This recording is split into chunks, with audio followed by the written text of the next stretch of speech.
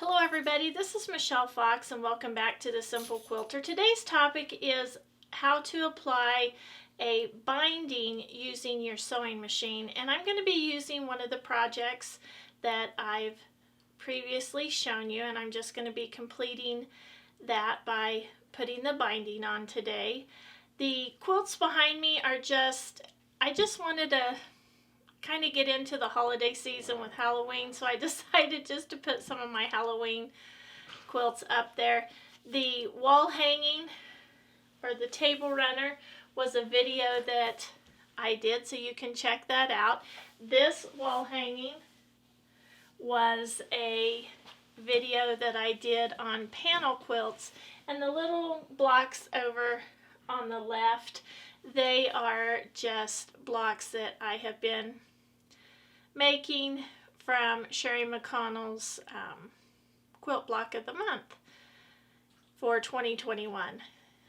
Now, the first thing you're going to want to do to get ready to put your binding on is square up your quilt project. Whether you're just doing a placemat, a small table runner, or a large quilt, you want to be sure that your project has been squared up. And then the next thing that you want to do is you want to be sure that your binding fabric has been pressed good. So those are two things you need to do before you ever even get started with the binding. Now, the next thing that you'll want to do is cut your strips for your binding. And I determine how many strips I'm going to cut by using Robert Kaufman's quilt app. It's called the Little Quilters, or the Quilter's Little Helper, and I've done a video on that, so I'll put the link for that in the description below. I use that to determine how many binding strips that I'm going to need, and my binding strips, I needed 5, so I've cut 5. I cut my binding strips 2.5 inches. Now, some people just cut theirs 2. You can do it however you want to. I just prefer 2.5 inches. Now, I do want to talk to you a little bit about when you cut your binding strips. I don't ever cut my binding strips along the length of the grain. There's just no give. Just no give there. I cut mine on the cross grain. There's just a little bit of give for the cross grain, and I just cut my strips from selvage to selvage. Now, you can cut bias strips, but I really don't use bias strips. Now, if I were going to make a scallop border, which I've never done, I would definitely use a bias binding for that. I shouldn't say I've never used a bias binding, because when I've made pot holders that have had a rounded edge, I have used bias binding for those. But typically I just cut from selvage to selvage. Now, the next step, or the next thing that I do, is I attach my binding strips together. And this is how I attach my binding strips together. Now, for those of you that don't know, this is just a piece of sandpaper, and it just holds my fabric secure. So, I always sew my bindings together on the diagonal. And the reason I do this is because it helps to eliminate bulk in your binding.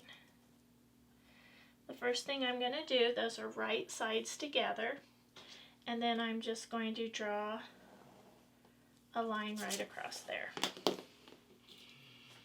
And I will just simply sew on that line. I'm going to pin those also to hold those together.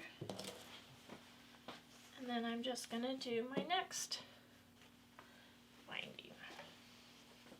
And I'm just going to repeat this until I have them all marked and sewn together. And all I'll do is right there, right on that line, I'm going to sew right on that line on all of the pieces. Okay, so I just sewed right along the lines there, and I'm just going to cut these apart. I should just have one big long string. I'm going to remove the pins.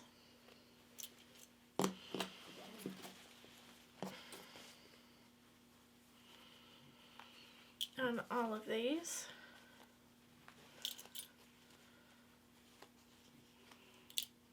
Okay. As you can see, I just sewed right on that line. Okay. Okay, so the next thing I'm going to do, I'm just going to trim these, and I'm going to leave a 1/4 of an inch seam allowance there, and I'm just going to cut. And while I'm here, I'm going to trim off those little dog ears.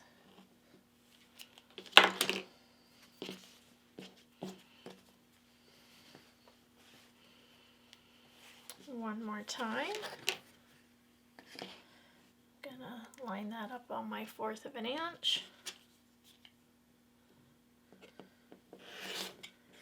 And I'm just going to trim the little dog ears off. And if you've been watching, you know all this goes in my dog bed bags. Okay, I'm just going to keep doing that until these are all finished. Okay, the next thing I'm going to do, I finished trimming all those little pieces off. The next thing I'm going to do is I'm going to press the seams. Again, I'm going to set my seam, and on the binding here, you need to press that open. Just going to press that nice and flat. Now I did want to mention too, when I attach my binding, or when I sew my pieces together, I use a coordinating thread. I don't use, you know, something that's going to show up. And I decrease my stitch length some to make this a very strong seam. I want that to be a strong seam. Okay, and I'm just going to set the seam and press all of those little seams open. And again, you pieced on the diagonal and you pressed them open to help reduce bulk. Okay, so the next thing you're going to do is you're just going to line your edges up. Now it's important to line your edges up accurately because you don't want to have them not even, and then when you sew, miss catching one of the layers. Alright, and again you're going to press. This is pressing, we're not ironing. You're just going to press these. You want to be careful not to stretch and distort your binding. Now this is cut on the cross grain. It's not cut on the bias, but if you've cut your binding strips on the bias, you need to be especially careful not to stretch and distort your binding. Okay, and I'm just going to keep doing that until my entire length of binding is pressed. Okay, since this is a machine binding, I'm going to sew it onto the back first, and then I will turn it over to the front. Now, what I like to do, I like to start at the bottom, towards the bottom of one of the sides. Right? And I'm going to leave, I don't know, 6 to 8 inches of a tail. And I'm just going to pin that. Okay?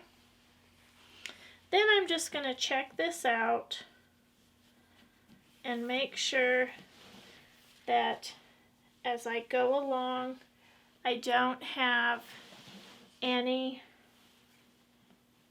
seams in the corners. Okay, so I'm just going to check that out all the way around.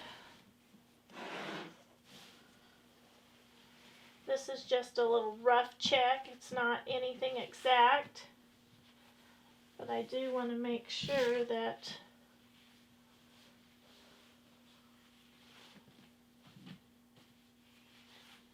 I'm not going to have any seams up there in one of those corners. And the reason I do that is because it's just too bulky then. It's just too bulky. Okay. And it looks like that's going to work. Okay, so down here, I'm going to start down here. But I'm going to leave about a 10 to 12 inch gap. So when I start again, when I stop, I'm going to stop right there at that pin. Okay, start towards the bottom, leave a tail, put a pin in where you're going to stop. Okay, so remember I've put my pin in there and I've left a tail. And I'm just going to pin this. I'm just going to clip this with my little binding clips. Just to hold that in place. And down here, I'm going to take my ruler and I'm going to mark a little dot 1/4 of an inch from the edge. And I'm going to stop right there. Okay, so I'm just going to sew 1/4 of an inch, stopping right there at my mark. And I do want you to know that I always use my walking foot when I am putting binding on. I use my walking foot most of the time when I'm sewing anyway, but always for sure when I'm putting on a binding. Okay, so I want to get this close so you can see. Okay, so I stopped there at that point. Now, what you're going to do next is you're just going to fold this back so that there's a 90-degree angle right there. It's going to come down and come over. Okay? Then you're going to fold it back on itself. Just like that.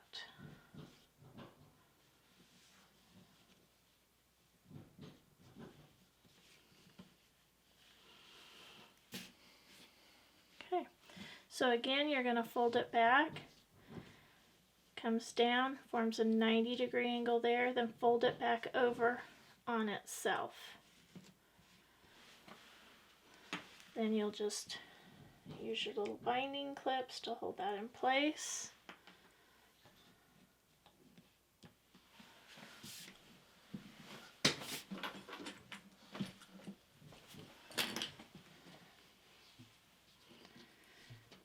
And then you'll just clip these down.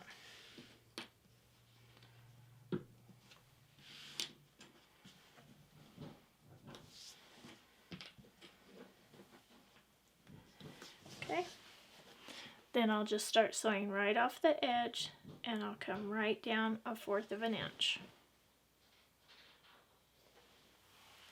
Okay, so what I'm going to do is I'm just going to sew, I'm going to remove this clip here, and I'm just going to sew right at 1/4 of an inch. I'm going to do a little back tack. That little orange strip is just my leader. And then I'm just going to start sewing, removing those clips as I go along. And I'm going to do that all the way around the quilt. Okay, so I've sewn all the way around, and I remember I started over here and then I stopped here, leaving a pretty good sized gap. Okay, now let me show you what I'm going to do next.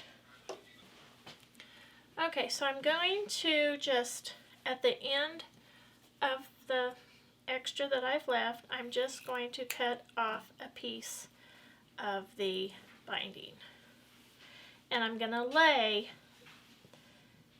it over the top of the other one. Okay? And I'm just going to use my binding to measure This is the width of the binding, that's 2.5 inches, and I'm just going to cut this off. And I'm just going to cut a tad bit under that, just a tad, like maybe 1 or 2 threads, so you can see. Just barely a tiny bit shorter. Okay. Now the next thing I'm going to do, I'm going to open these both up.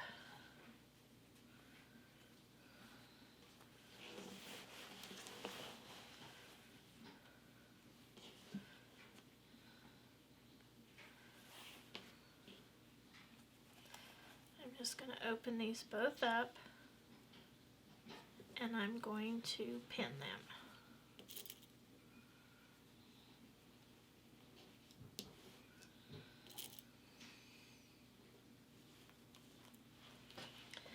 After I have them pinned, I'm just going to draw a line from corner to corner. So I'm just going to be sewing that binding on the diagonal, just like that. Now I'm just going to sew that right there. Okay? Just going to sew right along that line.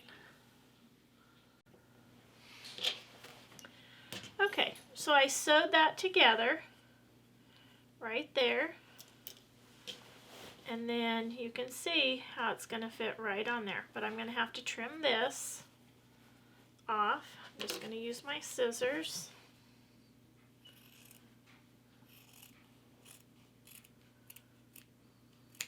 And I am going to finger press this open.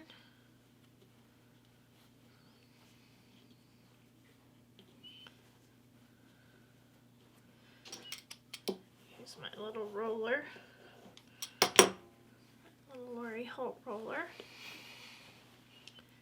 Okay. Then that just lays real nicely there.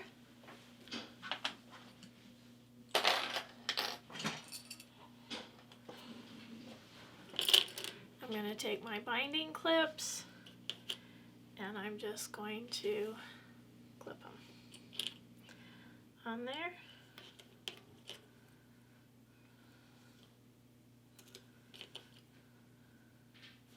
And I'm going to sew that on. Okay. Now as you can see, it's all sewn on. It's all sewn down. So the next thing I'm going to do is I'm just going to gently press this out all around, being careful not to distort the binding, but I like to have that pressed laying flat. So what I'm going to do, I'm just going to start pressing.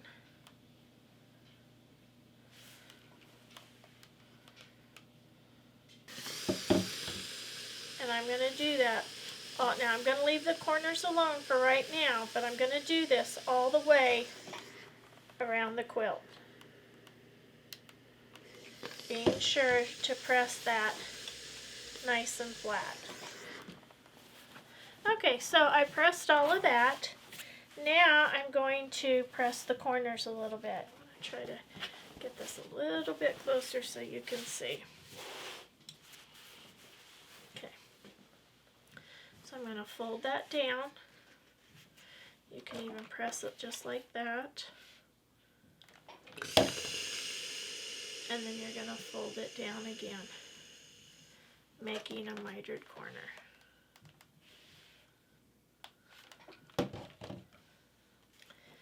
And I'm just going to take this and I'm going to press it down just like this too. I'm going to do that all the way around the quilt. Okay, so I went ahead and I pressed all that down. Now, the binding here should fill this up. You should be folding it right over so that your binding is right there out to the edge. Okay, so Now I'm just going to put some binding clips on here.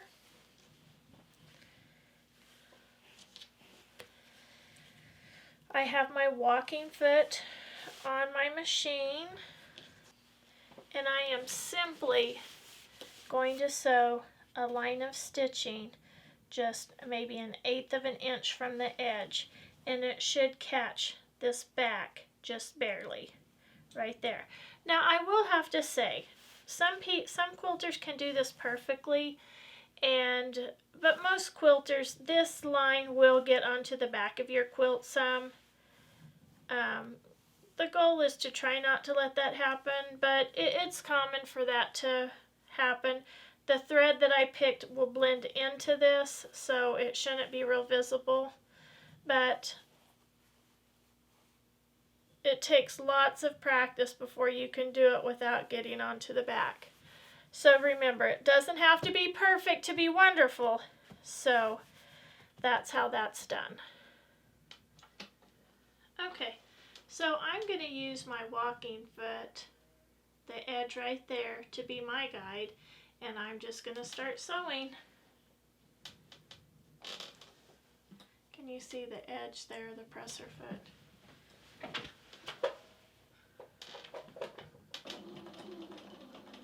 I'm going to do a little back tack, and I'm just going to go all the way around the quilt doing that. You can kind of feel that edge too.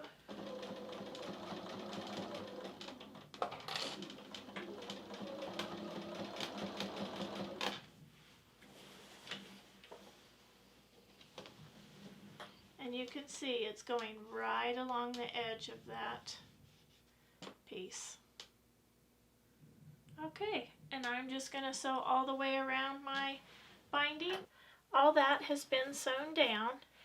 Now the last thing I'm going to do, I'm just going to whip stitch this corner down. I like to do that to all the corners after I have applied binding.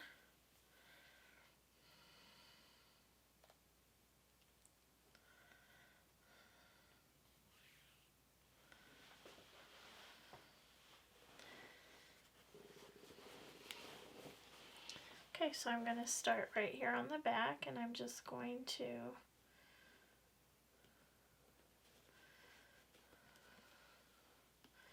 pop that thread, that little knot through the fabric there, and then I'm just going to do a little whip stitch.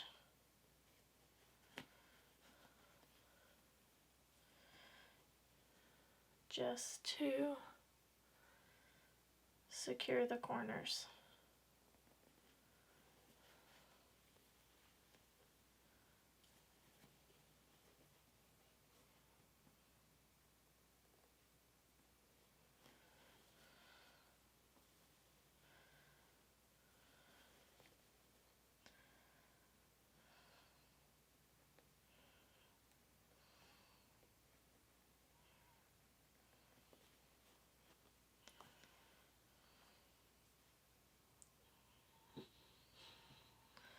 Just go right through the other side and come right out that point.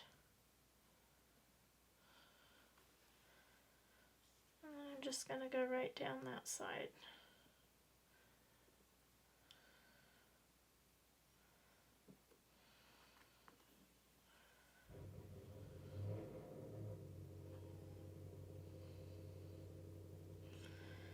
This doesn't really take very long to do, and I like the finished look. I don't like it when those corners puff out.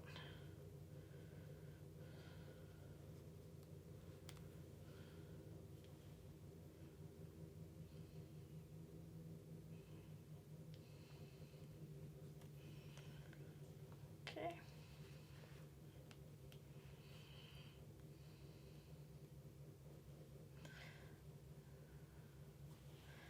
I always like to go to the back to hide my knot. And I'll just take a couple little securing stitches that can't be seen.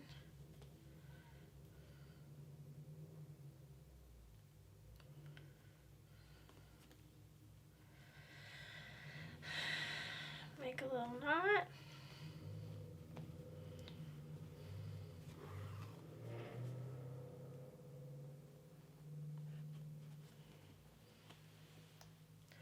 And pull that through. Okay. And there's the finished corner. And I'll do that to all of the corners.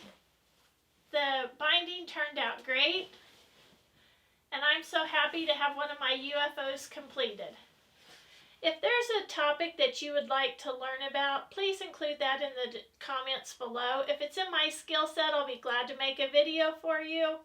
If you've enjoyed today's video, please give me a thumbs up, subscribe if you haven't, share with a friend, and as always, leave a comment. I love to get the comments, and I try to reply to each and every one.